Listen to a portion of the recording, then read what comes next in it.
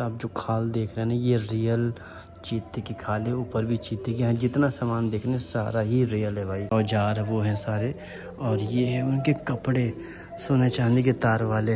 एक ऊपर जिस तरीके से वो लगा के बैठते थे ना, तो ये है, ये ऊपर रखता था। ये यहाँ का जो किंग है वो वहाँ का ये साइन होता था। बड़े बड़े हाथी के रियल दांत हैं। हे गाइस, अगर आपको किसी भी स्टेट को बहुत करीब से जानना है ना, तो सबसे पहले आप उस स्टेट के म्यूज़ियम को ज़रूर विज़िट करें, कवर करें और जाएं। वहाँ की हिस्ट्री, वहाँ की ज्योग्राफी, आपको हर चीज़ आपको मिल जाएगा।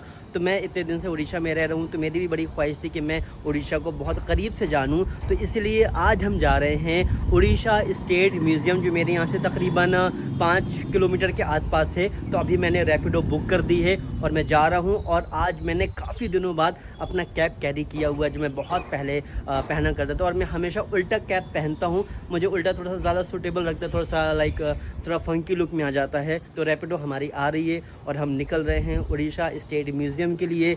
वहाँ की टाइमिंग क्या है, कैसे आप जा सकते हो, प्राइस क्या है, टिकट क्या है, कोशिश करेंगे आप सारी डिटेल बताएंगे। लेकिन आपको ब्लॉग को एंड तक ज़रूर देखना होगा। और एक छोटी सी आपकी रिक्वेस्ट है कि भाई, अगर आपने अभी भी चैनल को सब्सक्राइब नहीं किया है तो प्लीज़ डू सब्सक्राइब। चलिए, लगता है कि आ गया।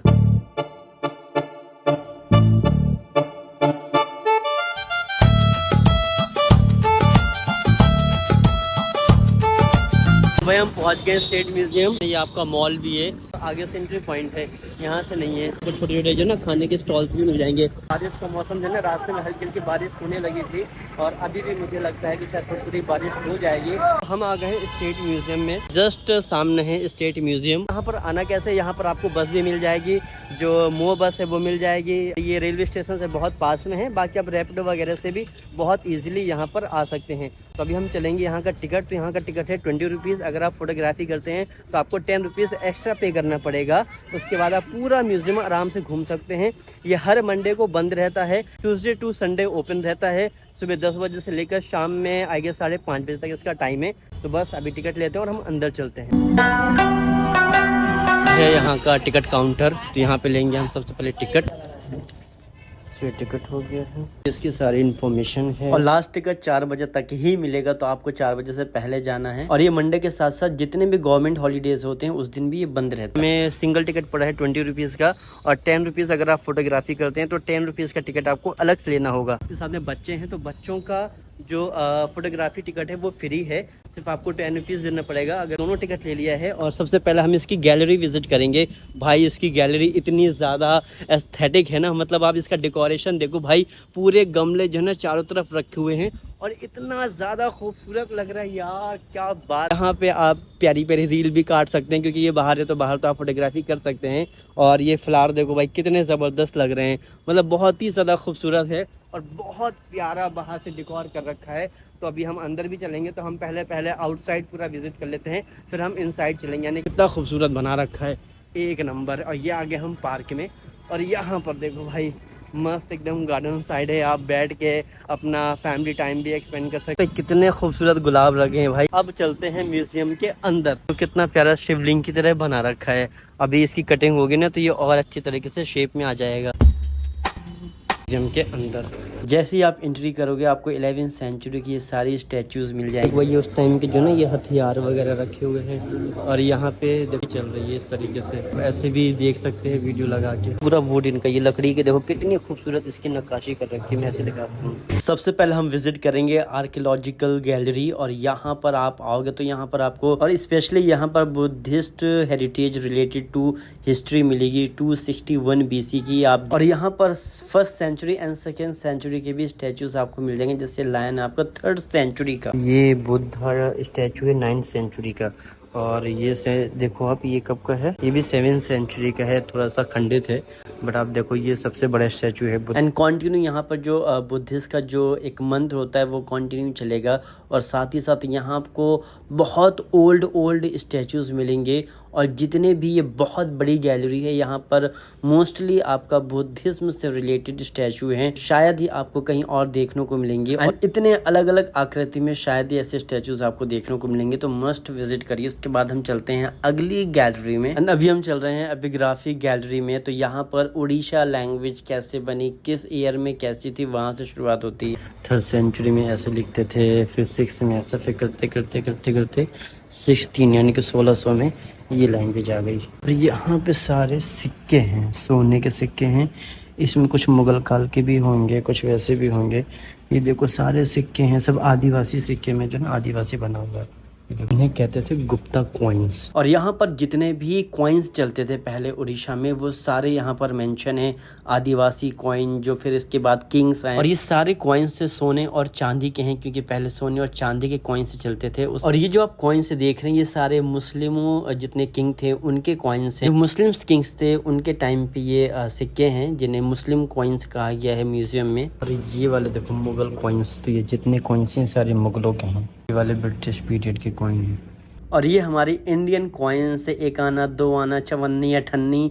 तो किसने किसने अपने वक्त में 54, 58 देखी, कमेंट करके ज़रूर बताएं। अबे भाई नेचुरल हिस्ट्री, बेसिकली जो उड़ीसा है वो अपने नेचुरल हिस्ट्री के लिए जाना जाता है। जो आदिवासी चीज़ें हैं, तो ये देखो सारे रियल खोपड़ियाँ लगी। और यार यहाँ जाकर तो मैं एकदम शॉक्ड हो गया भाई, ऐसी जगह मैंने पहली बार देखी। क्या देखो क्या बना दिया, घोंसला पूरा बना है। ये उड़ीसा में ये पाया जाता है। मस्त यार, ये बहुत अच्छा लगा। ये तो लाइन बैठा है, शेर बैठा है। मगरमच्छ देखो नकली वाले कैसे पानी से तैर रहे हैं। देखो अरे ये आ रहा है, ये बढ़िया बना दिया, एकदम बिल्कुल नेचुरल बना दिया कि जैसा होता था। यहाँ पे देखो, यहाँ पे तो म्यूजिक वगैरह भी चल रहा है। और यहाँ पर एक चिल्का झील है जहाँ पर ये रेड क्रैब्स पाए जाते हैं, तो वही यहाँ पर बनाया गया है।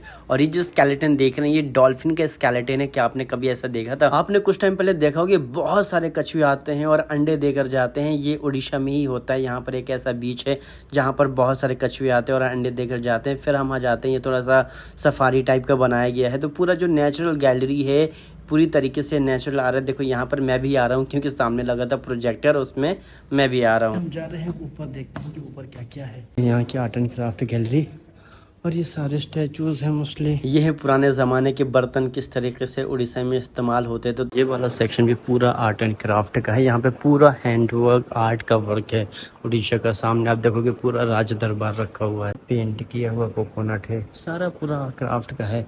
ये यहाँ का बहुत ही ज़्यादा ट्रेडिशनल लैंप है, कपड़े का लैंप आपको हर जगह दिखेंगे। तो ये है रॉयल गैलरी। और हमेशा से मेरा राजा महाराजा में मेरा ज़्यादा इंटरेस्ट रहा है, तो दिस इज़ मेरा इंटरेस्ट। चलो चलते हैं। यहाँ की जो रॉयल फैमिली या फिर जो राजा महाराजा जितने भी वेपन्स यूज़ करते थे, ये सारे वेपन्स आपको यहाँ पर मिल जाएंगे। जो तलवारें थी, भाला थे, औजार वो हैं सारे। और ये है उनके कपड़े, सोने चांदी के तार वाले। पता नहीं इसमें सोना चांदी होगा कि नहीं। ये देखो ऐसे कपड़े होते थे पहले। ये आप जो खाल देख रहे हैं ना, ये रियल चीते की खाल है। ऊपर भी चीते की है। जितना सामान देख रहे हैं सारा ही रियल है भाई। तो ये यार बहुत ही ज़बरदस्त है। देखो कैसे चीते के खाल में बैठते थे, और ऊपर भी चीते की खाल लगी है, जो सींग लगी हुई है, वो सब रियल है। ये तस्वीर भी रियल है। ये देखो भाई, ये गणेश ब्रोंज है। हाथी के ऊपर जिस तरीके से वो लगा के बैठते थे ना, तो ये है, ये ऊपर रखता था। ये यहाँ का जो किंग है वो वहाँ का ये साइन होता था। ये देखो दोनों छतरियाँ जो है ना, वो हाथी के ऊपर ऐसे लगती थी। तो ये काफ़ी इंटरेस्टिंग है। और ये भाई कितने बड़े बड़े हाथी के रियल दांत हैं। द एलिफेंट टस्क, कितने बड़े बड़े दांत हैं।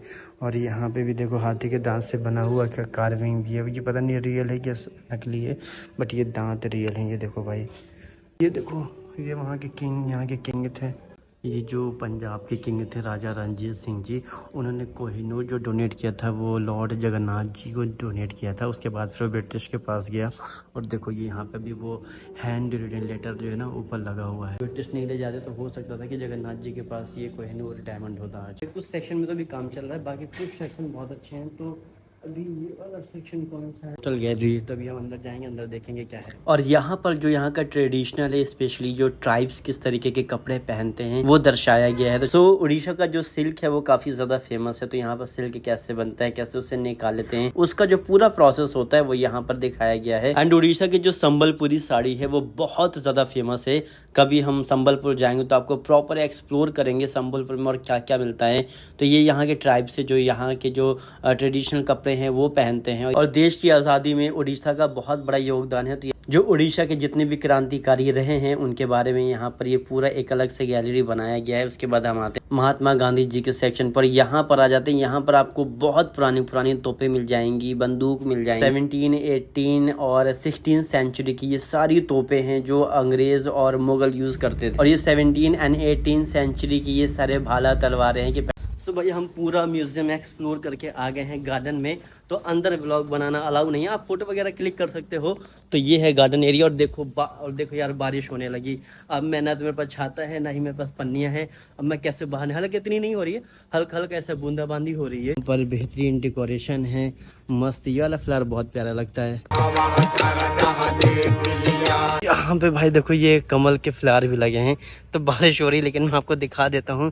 ये वाइट वाला है, इतना खूबसूरत लग रहा है भाई, इसको हम छू भी सकते हैं भाई। देखो कितना प्यारा लग रहा है ना। घर पे हमारे यही वाला फ्लावर लगा हुआ है, इसमें ऐसा फ्लावर निकलेगा लेकिन पता नहीं कब। भाई ये है उड़ीसा का स्टेट म्यूजियम। हालांकि अभी कुछ सेक्शन पे रेनोवेशन का काम चल रहा है, लेकिन काफ़ी सारी चीज़ें हैं। अगर आपको थोड़ा सा हिस्ट्री से प्यार है, आपको पुरानी चीज़ें देखनी है, तो आप मस्ट विजिट कर सकते हैं। लेकिन अभी कुछ सेक्शन पे वर्क चल रहा है, जब वो और कंप्लीट हो जाएंगे तो और होंगे। बाकी यहाँ पर आप थोड़ा सा डेट के एंजॉय भी कर सकते हैं। पार्क भी है, तो अगर फैमिली के साथ आ रहे हैं तो वो भी बहुत अच्छा है। यहाँ पर आप आएंगे तो यहाँ पर पार्किंग की भी व्यवस्था है, तो यहाँ पे आप पार्किंग भी कर सकते हैं। काफ़ी ज़्यादा स्पेस है, कार बाइक सब कुछ पार्क हो जाएगा। तो आपको आना कब है भाई? मंडे को नहीं आता है, मंडे को बंद रहता है ये म्यूजियम। मतलब ऑलमोस्ट सरकारी जितनी भी चीज़ें हैं मंडे को क्लोज रहती हैं। तो ये चलता है ट्यूसडे से लेकर आपका संडे तक, एंड सुबह 10 बजे से लेकर शाम में 5:30 बजे तक आप आ सकते हैं। 20 रुपीज़ टिकट है, 10 रुपये एक्स्ट्रा आपको देने पड़ेंगे अगर आप फोटोग्राफी वगैरह करते हैं। तो बस व्लॉग कैसा लगा है मुझे कॉमेंट करके ज़रूर बताइएगा। एंड अगला म्यूजियम हम कौन सा एक्सप्लोर करें वो भी बताइएगा। तो बस इसी के साथ इस वाले व्लॉग का यहीं पे एंड करते हैं। मिलते हैं आपसे सीधा हम अगले वाले एपिसोड में या अगले वाले व्लॉग में। तब तक के लिए बाय बाय, टेक केयर, शब्बा खैर, अल्लाह हाफिज़।